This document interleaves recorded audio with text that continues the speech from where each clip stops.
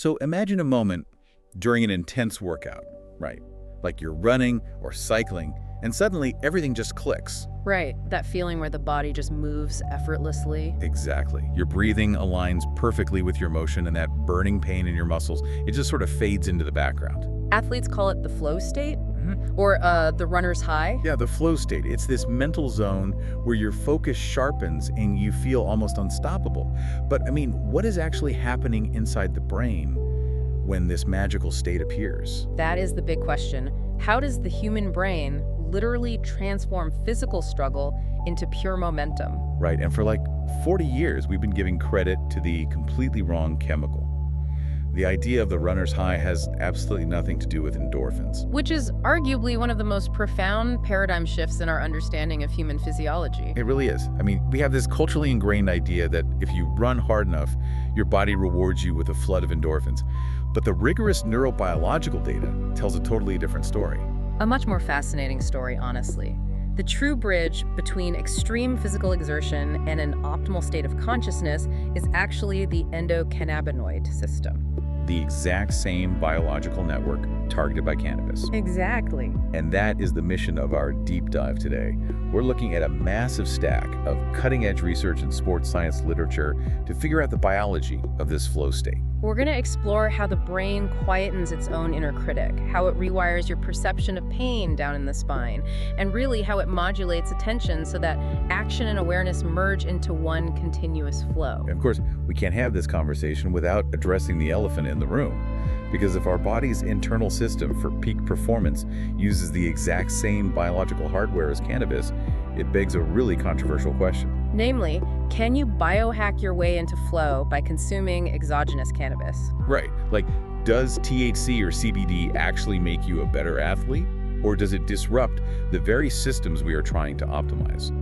So, to really understand how you, as a listener, can reach that flow state naturally, we have to start by tearing down the biggest myth in exercise science. We have to completely dismantle the endorphin theory. Okay, let's unpack this. Because I grew up, like most people, hearing about endorphins constantly. You watch any fitness commercial from the 80s, and it's all about getting those endorphins pumping. Right. The prevailing wisdom was that endogenous opioids, endorphins, were the sole mediators of the runner's high. The euphoria, the pain relief, all of it. But looking at the sources we have today, that theory has a massive biological plot hole. It's a physical impossibility, really. I mean, to be fair to the early researchers, the theory made logical sense at the time. Because they found endorphins in the blood, right? Exactly. They tested the blood of athletes after grueling runs and found elevated levels of beta endorphins. And since endorphins are the body's natural painkillers, the assumption was straightforward. You exercise, your blood fills with endorphins, they go to your brain, and you feel great. Right. But they ignored the ultimate biological security checkpoint. The blood-brain barrier. Yes, the blood-brain barrier is this highly selective border of endothelial cells. Its whole evolutionary purpose is to protect the central nervous system from circulating toxins or wild chemical fluctuations in the blood. It's super strict about what gets through. Incredibly strict. And endorphin molecules are massive. They're heavy, complex peptides. Plus, they are water-soluble. Which is a problem for crossing the barrier. A huge problem. Because of their physical size and their water-soluble nature, circulating endorphins struggle immensely to cross into the brain. Okay, I want to visualize this for the listener. It's like the brain is an exclusive VIP nightclub, right? And the blood-brain barrier is the velvet rope with the bouncers at the door. I like that analogy. So you go for a 10-mile run, and suddenly you have this massive, rowdy crowd of endorphins cheering outside the club. They're in your bloodstream, making a ton of noise, maybe numbing some muscle ache in your legs. Right, they have peripheral effects. But they absolutely cannot get past the bouncers into the brain itself. They're just too big. They aren't on the list. So if the endorphins are stuck outside on the sidewalk, what chemical is actually inside the club throwing the party? That is where the endocannabinoid system, or the ECS, takes center stage. The ECS. Yeah, it's this vast regulatory network spread throughout your entire body and brain. It consists of lipid-based signaling molecules, specific receptors like CB1 and CB2, and the metabolic enzymes that manage them. And its main job is preserving balance, right? Homeostasis. Exactly. It governs your perception of pain, stress management, mood, appetite, even immune response. And the crucial distinction you just made is lipid-based. Lipid meaning fat. Endorphins are water-soluble, but endocannabinoids are made of fat. Precisely. They are synthesized on demand from the lipid membranes of your neurons. And because they're lipophilic, they don't need a special transporter to cross the blood-brain barrier. They just slip right through. They do. They easily slip right through the lipid bilayer of the security checkpoint. They hold the ultimate VIP pass. They don't even talk to the bouncer, they just walk right through the wall. Exactly. Now, during sustained aerobic exercise, your body starts synthesizing and releasing these endocannabinoids into circulation. The most prominent one is called N-arachidonyl ethanolamine, Which goes by a much more poetic name, right? Anandamide. I love this detail in our sources. The root of that word, ananda, comes from ancient Sanskrit, and it translates directly to joy or supreme bliss. Yes, scientists literally dubbed it the bliss molecule. That's just incredibly fitting. It is. Because once anandamide is released into your bloodstream during exercise, it doesn't get stuck at the barrier. It crosses directly into the central nervous system and binds to cannabinoid receptors, particularly the CB1 receptors. And those are packed in the regions of the brain controlling mood and pain. But wait, how did researchers finally prove this? Because the endorphin theory was treated like gospel for decades. The tide started turning with a milestone study in 2003 by Sparling and his colleagues. They had individuals run on treadmills and cycle at high intensities for almost an hour. And they measured their blood before and after. Right. They found that intense exercise reliably elevates these circulating endocannabinoids. But finding a chemical in the blood doesn't definitively prove it's causing the psychological effects in the brain. Right, correlation isn't causation, so what was the smoking gun? The definitive proof came in 2015 with a brilliant study by Fuss and his team using mice. Oh, the mouse study. This completely blew my mind because of how methodical it was. It really is a masterclass in neurobiology. They used mice because biologically, mice are cursorial mammals. Their evolutionary survival depended on running long distances. They're wired to run, just like humans. Exactly. If you put a running wheel in a cage, a mouse will run for miles purely for the joy of it. So Fuss and his team had these mice run on wheels and then tested them for anxiety and pain sensitivity. Wait, how do you measure anxiety in a mouse? You can't just hand them a survey. You use behavioral observation, specifically the dark light box test. Mice are prey animals, so their instinct is to hide in small, dark spaces.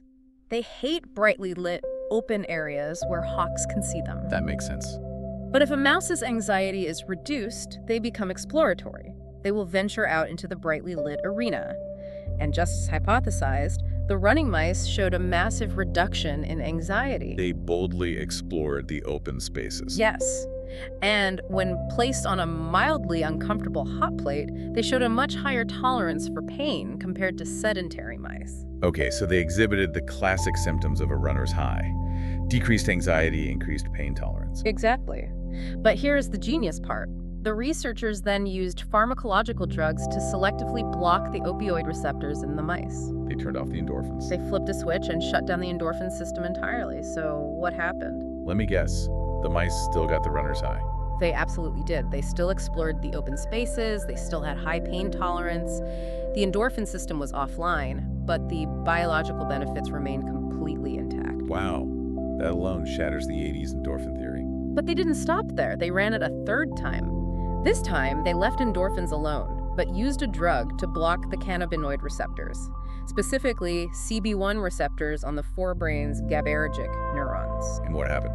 The anxiety-reducing effects vanished. The mice ran for miles, but when placed in the test box, they cowered in the dark corners. They were just as anxious as if they hadn't run at all. That is wild. Furthermore, when they blocked peripheral CB1 and CB2 receptors, the pain reduction completely disappeared. They were just as sensitive to the hot plate as the sedentary mice. So it definitively proved that the anti-anxiety and pain-relieving effects depend entirely on an intact endocannabinoid system. 100%. I really want you listening to pause and think about what this means for your own body. Every time you push past that initial wall of fatigue on a run, you aren't just getting fitter, you're actively acting as your own master neurochemist. You're manufacturing your own lipid-based neurochemicals to alter your state of consciousness. You are literally brewing your own bliss molecules. It's empowering. But knowing what chemicals are flooding the brain is only half the story, right? Right. We need to look at what those molecules are actually doing to the hardware of your brain to create that flow. Which brings us to this fascinating concept in the sources, Transient hypofrontality. Yes, and the shifting brain waves of optimal performance. So if transient hypofrontality is what keeps the mind quiet, how does that actually work? What is anandamide doing once it gets past the VIP velvet rope? To understand this, we look at the prefrontal cortex, or the PFC. It sits right behind your forehead. It's responsible for our highest order cognitive functions: planning, self-monitoring, projecting into the future. It's the internal narrator, that voice constantly chattering, analyzing your running form, stressing about an email, asking why you're doing this grueling workout. Precisely. In modern life, an active prefrontal cortex is essential. But during intense, highly focused physical exertion, that hyperanalytical region actually becomes a massive liability. Because of the energy drain, right? Exactly. The human brain operates on a strict energy budget. It consumes about 20% of your body's energy. So when you're pushing your physical limits, say, navigating a tricky mountain bike trail, massive amounts of metabolic resources are suddenly needed elsewhere. Your motor cortex needs energy for your limbs. Your cerebellum needs it for microbalance. Your autonomic nervous system needs to keep your heart pumping. So there just isn't enough power to go around. The brain realizes it simply cannot afford the bandwidth to power the demanding prefrontal cortex. It can't let you worry about tomorrow's grocery list when you're trying to survive a high-speed challenge right now. So it initiates transient hypofrontality. Let's break that term down for the listener. Transient meaning temporary, hypo meaning less than normal, and frontality for the prefrontal cortex. Temporary downregulation of the prefrontal cortex. The activity in your internal narrator literally decreases. And the endocannabinoid system facilitates this. Yes. When anandamide binds to CB1 receptors in the brain, it essentially acts as a localized dimmer switch, turning down the electrical activity in the PFC. I find this so counterintuitive. Culturally, we think peak performance means our brain is working harder, buzzing like a supercomputer. Right. But it's actually the exact opposite. It's about extreme biological efficiency, turning off the unnecessary lights in the house so you can route all the power to the primary engine. What's fascinating here is that flow can really be conceptualized as an adaptive stress response. By quieting the narrator, you reduce self-referential thought. You stop overanalyzing. Like a basketball player at the free throw line. If they start overthinking their elbow angle, they choke. They choke because top-down executive control is slow and clunky for complex motor tasks. When the PFC is suppressed, movement becomes automatic and intuitive. And what's wild is we can measure this shift happening in real time with brainwaves. Yes, using an EEG.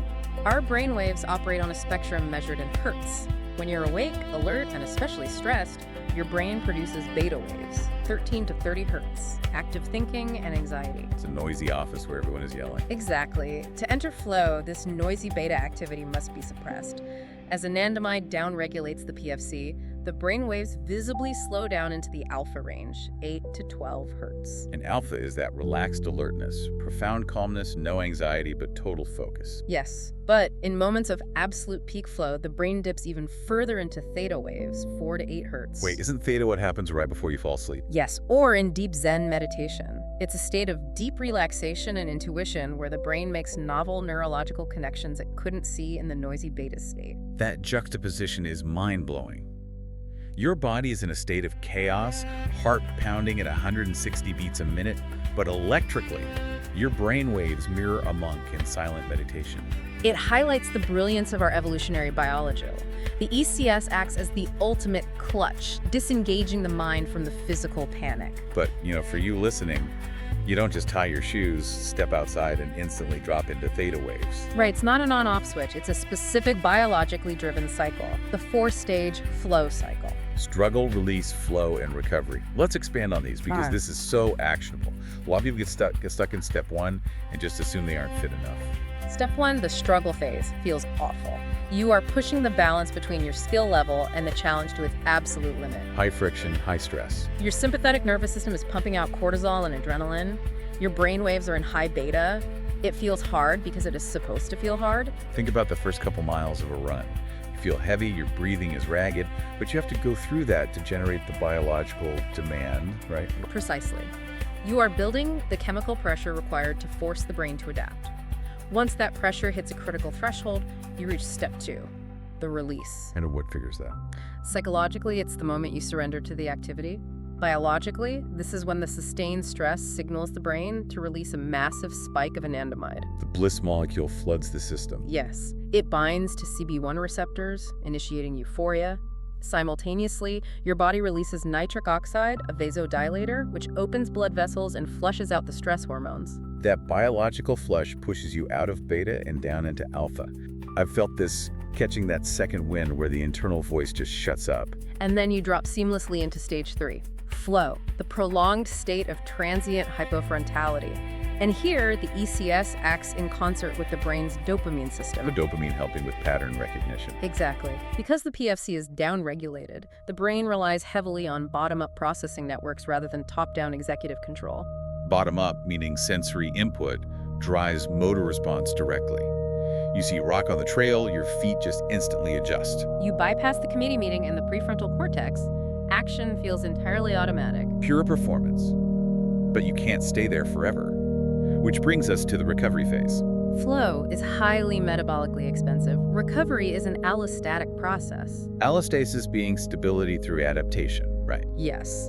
The brain uses reward, learning, and physical repair to reinforce the behaviors that helped you survive the struggle. This is where neuroplasticity happens. So the brain takes notes, rewiring pathways to handle the stress better next time, and endorphins actually play a role here. They do. If you just ran a marathon, the recovery phase involves a massive activation of the endogenous opioid system to manage delayed muscle soreness. Endorphins are the cleanup crew. Exactly. And the endocannabinoid system continues regulating mood and inflammation. The end result is a new normal. You've adapted into a slightly upgraded version of yourself. Which is such a powerful framework. If you're constantly stuck in the struggle phase of a workout, your challenge might be too low. You aren't generating enough stress to trigger the release. Or if the challenge is too high, you block flow entirely, you panic. Right, you have to find that sweet spot. But staying in that sweet spot requires managing a massive distraction. Physical pain. A quiet mind doesn't stop lactic acid from burning your legs. Exactly. So how does the brain ignore that? How does the ECS make pain vanish? Let's dive into the PEG-RVM axis. Intense exercise generates noxious stimuli. Your peripheral nervous system is screaming at your brain about microtears and metabolic byproducts. Which can instantly rip an athlete out of flow. So how does the brain block it? It uses the descending pain modulatory pathway. It starts deep in the midbrain, in the periaqueductal gray, or the PEI, the Master Control Center for Pain Suppression. Okay, mapping it out. From the PEG down to the lower brainstem, the RVM, and then into the spinal cord's dorsal horn. This axis is the primary mechanism for blocking nociceptive signaling. When activated, it closes the pain gate at the spinal level. The brain never gets the email that the legs hurt. But how does the ECS turn this superhighway on? Through a complex mechanism called disinhibition. So what does this all mean? Explain it like I'm 5, because disinhibition sounds like a double negative. It is a double negative. In the PEG, there are output neurons that trigger massive pain relief. But normally, these are actively held back, suppressed. Because pain is a vital survival tool. Exactly. The body uses GABAergic interneurons to hold back the pain relief. GABA is an inhibitory neurotransmitter. It's like having a heavy parking brake pulled up on your pain relief system. Those interneurons are the parking brake, but during high physical exertion, the brain needs to release that brake. And here come the endocannabinoids. Anandamide binds to the CB1 receptors on those GABAergic interneurons. And it inhibits them. It stops them from releasing GABA. It stops the thing that stops the pain relief. Disinhibition. Let me use an analogy here. Imagine your internal pain relief system is a massive vault full of gold. Okay. The GABAergic interneurons are a state-of-the-art laser security alarm keeping the vault locked. Anandamide is the master thief. It sneaks in, binds to the alarm panel, and literally cuts the wire. That's a brilliant visualization. Once the alarm is disabled, the vault doors swing open. The PEG fires rapidly, sending pain relief signals down the spine, slamming the pain gate shut. And the prefrontal cortex is freed from focusing on distress signals. You drop fully into flow. It's phenomenal. It is. But this naturally leads to the billion-dollar question, the cannabis paradox. The most debated topic in modern sports science. Because if our internal anandamide unlocks flow by binding to CB1 receptors, can you just bypass the grueling struggle? Can you consume exogenous cannabis, like THC, and biohack your way into peak performance? That's a valid question. Structurally, THC is incredibly similar to anandamide. It crosses the blood-brain barrier and interacts directly with the exact same CB1 receptors. So on paper, it sounds like flow in a bottle. It throws open the pain relief fault and forces the downregulation of the PFC. On paper, yes.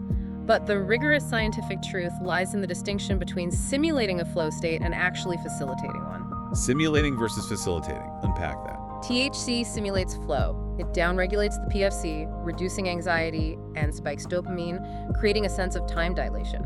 But clinically, regarding maximal endurance and cardiovascular output, THC acts as an ergolytic agent.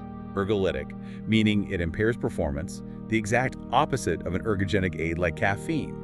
But wait, why do ultrarunners use it then? To understand why it's ergolytic for maximal performance, we look at the historical data.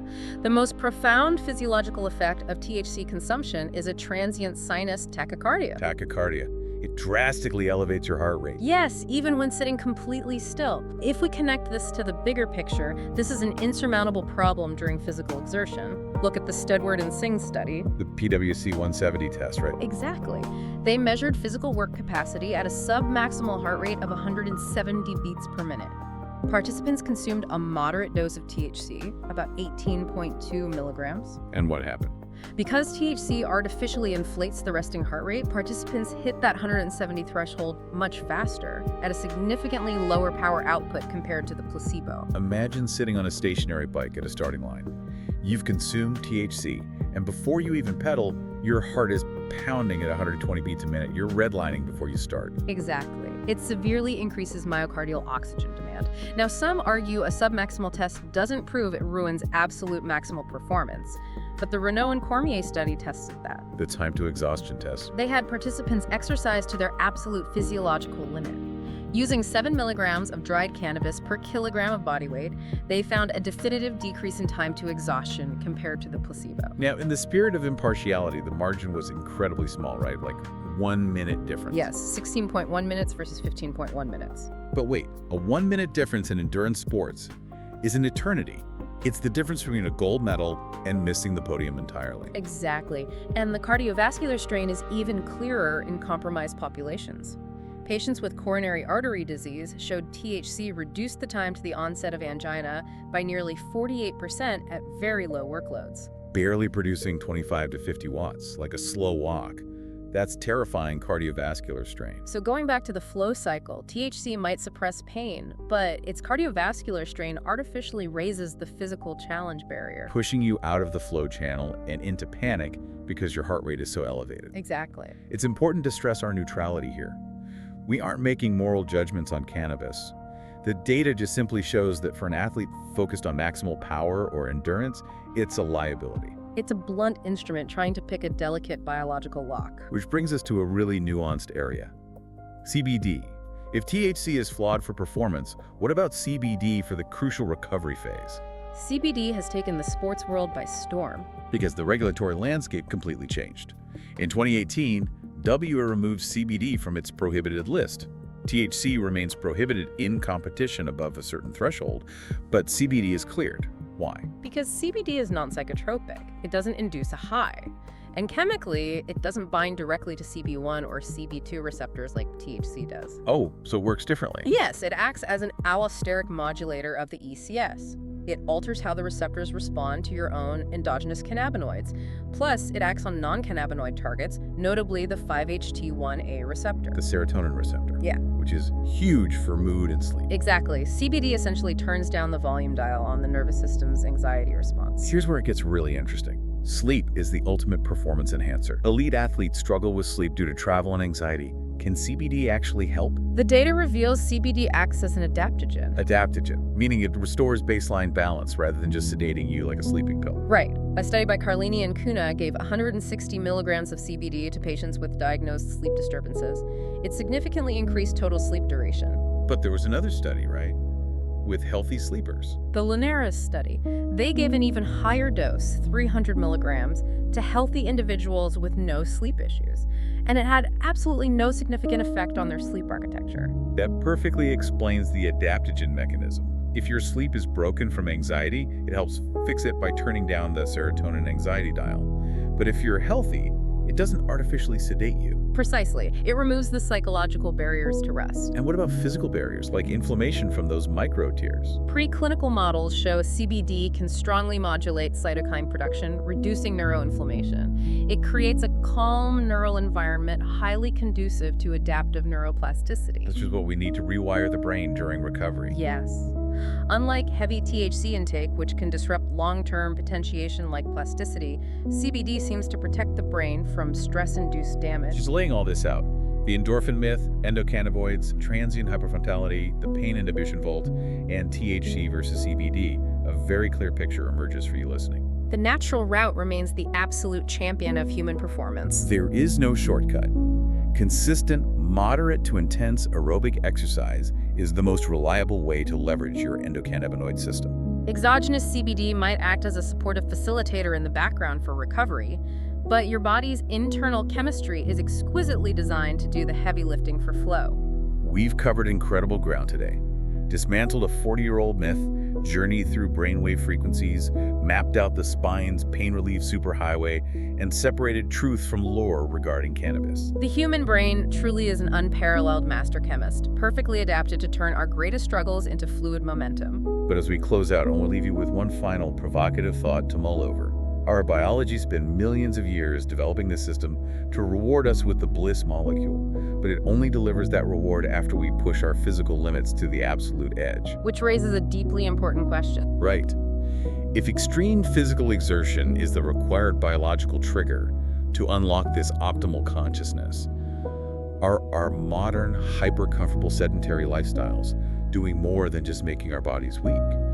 By avoiding physical struggle, are we literally starving our brains of the essential neurochemicals required to experience the highest levels of the human experience? It's a profound thought to consider. Thank you so much for joining us on this deep dive. Next time you face that wall of fatigue, remember the powerful chemistry waiting on the other side. Step out, push your limits, and chase that flow state for yourself.